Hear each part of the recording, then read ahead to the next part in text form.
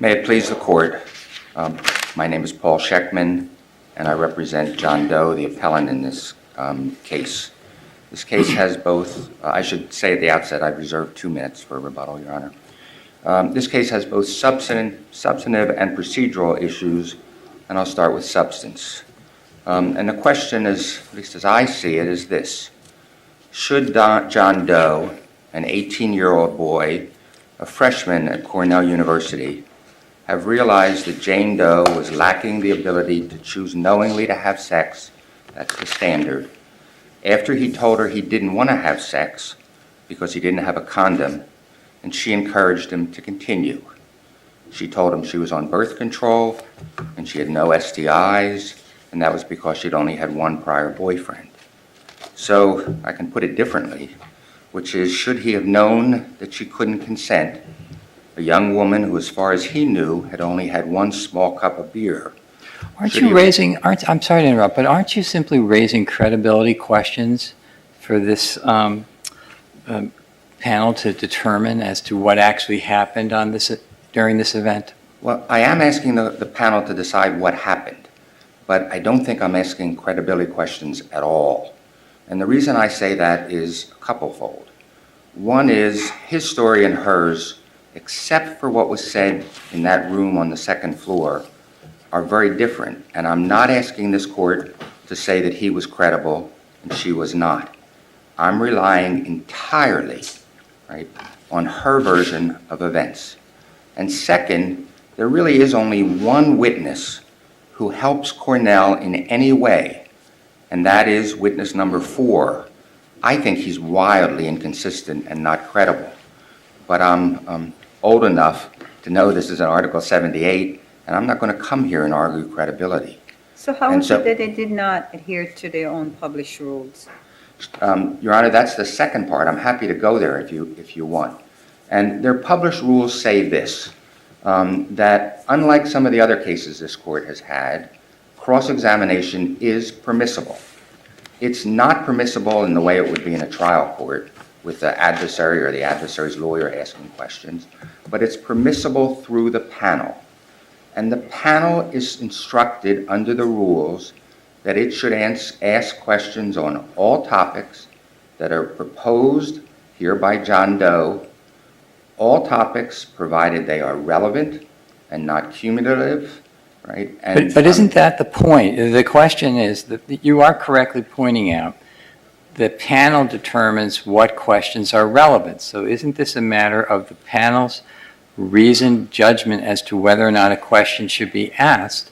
And that seems to be the standard. But Justice Lynch, there's nothing rational or reasonable about saying, I'm not going to ask any questions about your theory of this case, right? Remember, the theory here is either he sexually assaulted her and she was incapacitated, or he asked, said, I don't want to go further. She said, please do. He continued, and when he walked out of that room, she said to him, why are you leaving? And he responded. So his theory was, at all times, I thought she was in control of her faculties and she was consenting, she was a willing participant, right? The questions that weren't asked were questions like, when you went to that party that night, right, did you say you wanted to get blackout drunk and have sex with someone? Afterwards, did you keep saying, my boyfriend is cheating on me, right? Did you talk about your boyfriend as you were crying? All of that is his theory of this case. But let's assume that which is that she wanted to get blackout drunk and have sex with somebody, and I think because she broke up with her boyfriend. That's what I think too. Let's assume all that is correct, and even that came in. It doesn't take away from the fact of what is the focus. Was she incapacitated at the time that he said that she gave consent? Look, the only question on the substance here is, was she incapacitated? But more precisely, the question is, what did he think, right? And the question there is... So even if she intentionally got herself that way because she wanted to have sex, how would he know that at the time if she's so drunk? But she says the following, Your Honor. She says it to the investigator, she says it to the hearing panel. I was confused when I spoke, right? Suggesting there was something in what she said that shouldn't have been taken at face value. Because at face value, this is consent to an 18-year-old and probably to someone older. And so the question is, should he have listened to those words and taken them at face value? And the answer is yes, because that was her intention the entire evening. But didn't the panel have the right to also look at her actions, and that's why the other witness spoke to her behavior, her ability to walk, her ability to stand, all those other things, But which is indicative of whether or not she's drunk. But there's well, look, there's no doubt here that she drank, right? And there's no doubt that she passed out. But the real question is, what did this boy think? And there's not a suggestion in this record that she couldn't walk, right? What we know is the following. She walks up these narrow stairs. She gets to the second floor.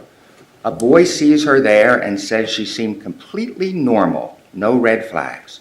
She gets to the third floor where she gets to witness 4, and at best what he says is she didn't seem in the right phase. Now, under oath, he recants all of it. But what he says then is they climbed out this window, and she got out easily.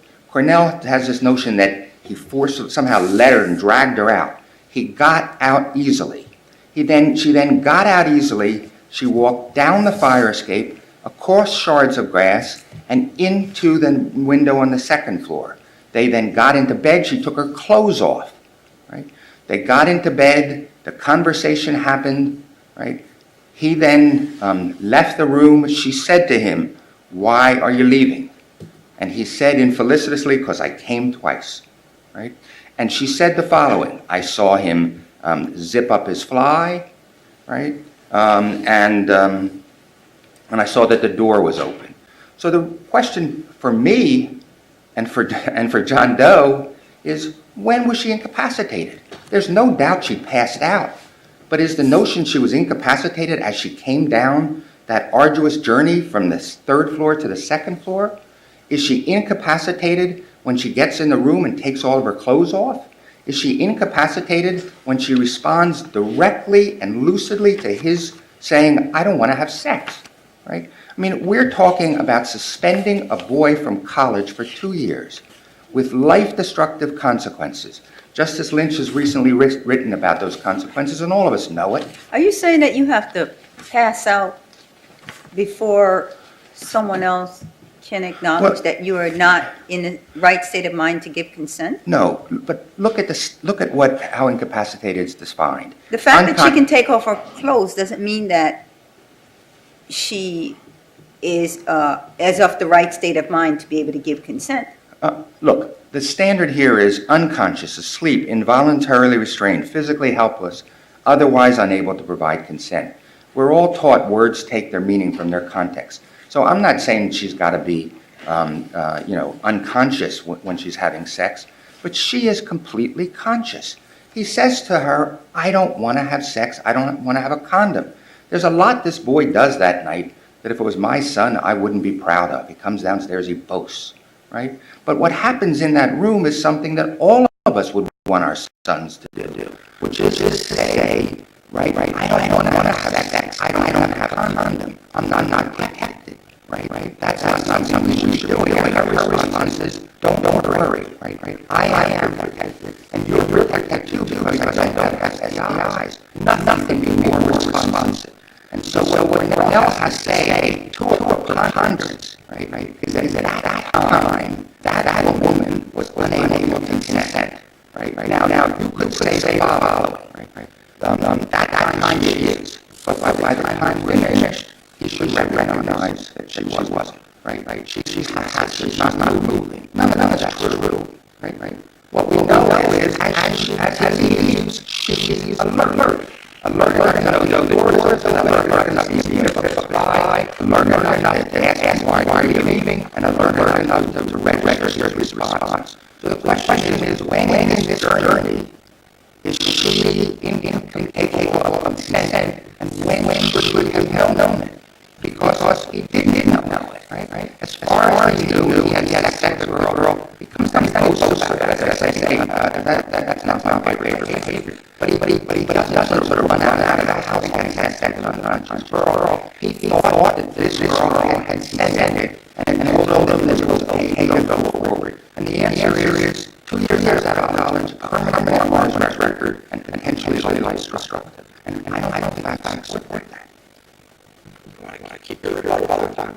And can I say one more word about that question about the procedure? Because by 1 minute, I know you're taking a fair time there, and I don't want to hold up. I was just saying again, right, that word and that issue, and that rule is all relevant on the non-harassing questions, and not ask her about what were your intentions that night. Why did you leave your boyfriend after this? Right? Why did you just tell someone that she cheated with your boyfriend? That's his theory. His theory is the case is that he didn't have sex with an unconscious woman, a woman able to consent, and it's sex with someone who had out, but she drank way too much unbeknownst to him, right? And then, right, after that, regretted it, was embarrassed, said her boyfriend made much as said sorry, and for some reason now didn't ask those questions. I guess I don't know why. There are embarrassing questions in the sense of they're pointed, right? They're not questions when one has to ask someone who purports to be a victim, right? But they're questions that, as Judge Cornell said, they get asked in cross-examination context. This was also cross-examination context for B1 case danger.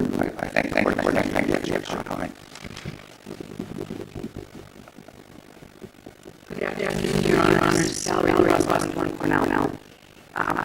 Counsel stated the real question is what does this boy think from the night of the incident? Counsel told us the answer to that question is three on page 2. Del thought he had sex without Carol. On this first night, as a student at the university with a girl that he had only just met. After they both had been drinking and without protection. He led her to a room that was not his own, in a house that was not his residence, and he had sex more than once. None of these facts are disputed. The record is voluminous, Your Honor. What about led? You can always throw a word in there that makes the whole thing sound a little different. He led her to do all this. Kind of presumes that he's already guilty, correct? No, Your Honor. I'm speaking of the No, did not drag her. I'm speaking of the visual image reported by witnesses who said Doe was in front, he had the girl's hand, he led her up the stairs, he led her to the window, he turned her around. Did he not put her? She walked on her own. So basically they were holding hands. Holding hands with him in front of her? Yes. He was leading. He was leading her. Yes. And there would be nothing unusual about that in any other situation if two put together and one lead together wherever they want to go. If you isolate only that visual image from all of the other evidence in the record, correct, Your Honor, there would be nothing unusual about that. However, evidence prior to them having sex isn't her own testimony. Doesn't she say that she's not worried about having a condom? I've only had sex with another person. I don't have any STD. I mean, prior to having sex, that's somewhat indicative of a problem or pondering the evidence.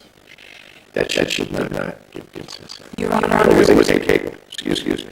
Your Honor, this young lady recalled having a conversation about STDs and condoms. That's a pretty guilty remembrance. It is. From someone who says they could not consent because they were so confused.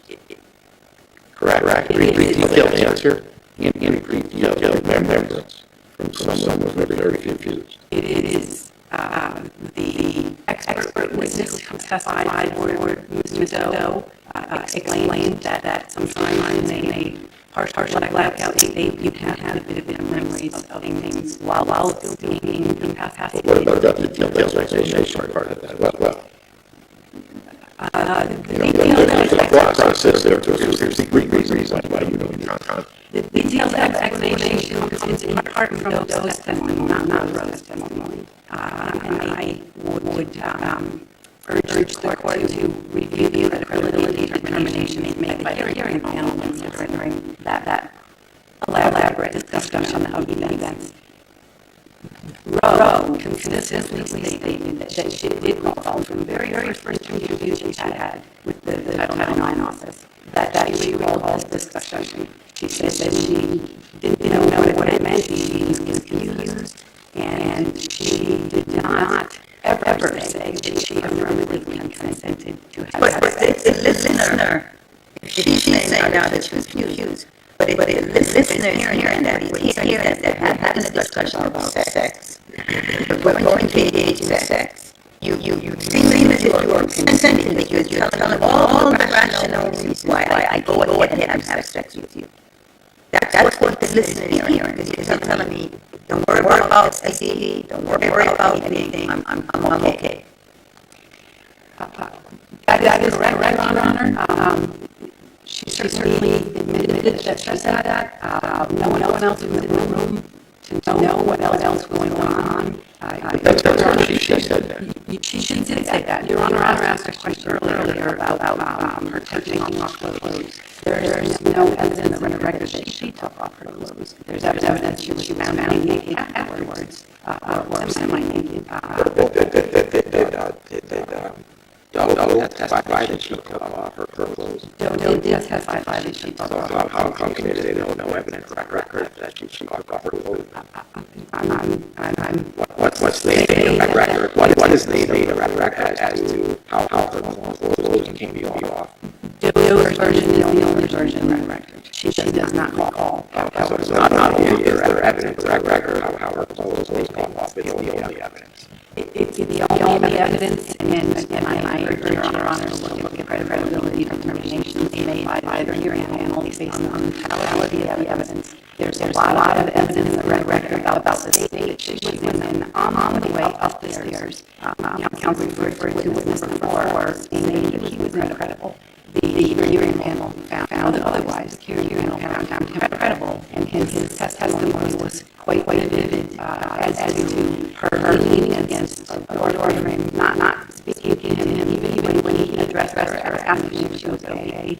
That Doe was the one pursuing a private room with whatever intentions he had in his mind. There is not any specific reference to sex at that point in time. Doe herself admits there was no reference to sex until he got to sex. So I think counsel's argument about cross-examination, had panel allow these questions, it goes to self-defense, and her statement that she had an intent that night to have sex. And because those questions were allowed to be asked, it defeats her defense. This is what my mind she had coupled with the things that she actually confirmed, that she said these things to him about, don't worry about using a condom and all those other things. Your Honor also correctly noted during my co-counsel's argument that Doe not known that alleged plan at the time of the incident. That is hearsay that came from another witness. The investigative record demonstrates that both Roe and the other participants in the conversation were asked whether this was a plan of Roe's, and she denied that she had any such plan. And then the witness number 9 that she was speaking to said what I got out of the conversation was not that she was going to go like try to sleep with somebody. Those two pieces of information were in the evidentiary record. They were considered by the hearing panel. There was no need to ask Roe about something she had already denied, because as counsel acknowledged, the procedures allow for discretion of hearing to not ask questions that are prejudicial or cumulative of other evidence in the record. This panel, various judges on the panel have issued decisions in other cases, finding that very principle that you do not need to ask cross-examination type questions when there is other evidence of record that the hearing panel can consider. Were there any third-party accounts of Rose's level of intoxication prior to the incident? Prior to the incident inside the room, yes. Witness number 4 testified that he thought she was drunk. When Doe was asking, is there another room you can use? He thought she was drunk. And if a witness who caught glimpses of her leaning against the door frame thought she was drunk, certainly Roe, who was leading her by the hand and turning around, grabbing her other hand and pulling her out the window down the fire escape, should have known that she was drunk. Well, to my drunk, this is the witness number 1, kind of expert. No, I mean, drunk can encompass a wide variety of intoxication, wide array, if you will. So we have a college student's opinion, she was drunk. Really doesn't go whether she consent or not. You're 1.08 in consent, you're 1.2 in consent. Okay, she's drunk. So were there any other witnesses that she's not drunk? Counsel referred to another witness who saw her in passing and thought she was fine. So there is a variety of evidence in the record, and the hearing panel noted that it was particularly challenged to reconcile these two disparate narratives. It engaged in proper decision-making. In fact, it completed its exercise of authority, of discretion, and of responsibility, both students involved in this incident to make findings of fact and determinations of credibility. Its decisions are detailed explicitly in the decision, and the trial court found that was ample evidence, that was ample evidence in the record to support those findings of fact and credibility determinations, citing witness number 4 and other resources, including the disciplinary expert. Roe does not remember the route to the room or down the fire escape. She does remember Doe leading her, holding her hand. She was focusing on the stairs. She was dizzy. Her testimony is also in the record, and Doe has this court ignore everything that she said. While he stated here in his oral argument that he is relying entirely on Roe's version of events, he is not, because he is ignoring every piece of information that doesn't fit the story that he wants the court to believe, which is just not the story that the hearing panel found, and not the story that the trial court found ample evidence in the record to support. Thank you. Took me 2 minutes, I'm trying to go very fast. The argument began by saying they thought she was out of Pearl, they were both drinking, and he had to set out that protection. Be aware, he thought he was out of his Pearl because she told him he could.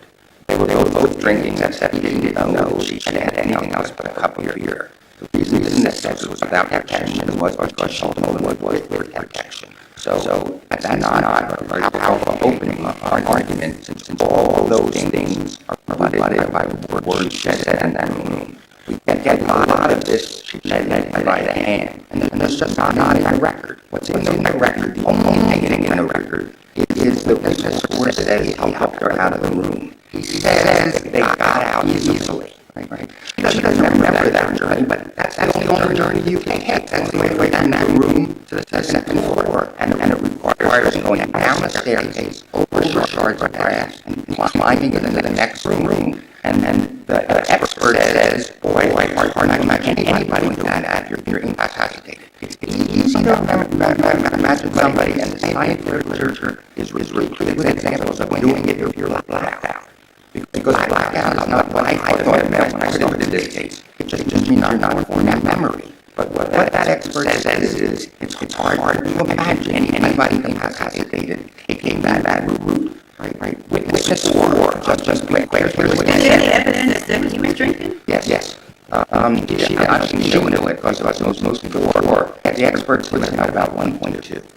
Right. Not intoxicated fully, but certainly not incapacitated. He was 1.2. Here's what the witness report says. She seemed like fine. It was pretty much a gray area. I asked her if she was okay. She walked away. From the little words she spoke, she was sorry. She was leaning forward to catch her hour, or because she was tired. She didn't seem in the right phase. None of that gets remotely incapacitated. And that is the only That's a perception to someone else who's also drinking. I was very intoxicated, as that witness says. No, so I don't think that may help Cornell, because Ella was very intoxicated, right, based on a little bit of things she made drunk.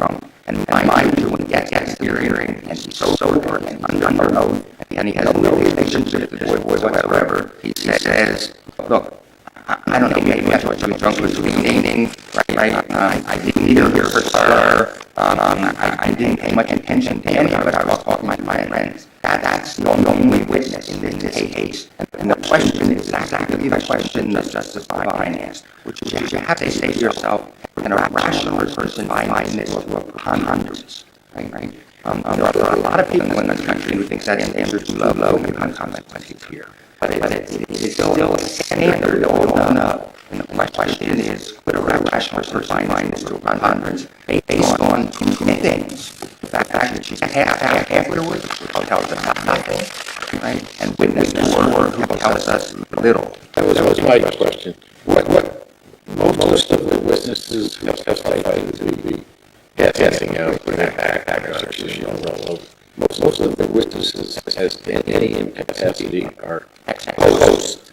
Just right. And the witness is only other than witness 4 is witness 3, 1 before low.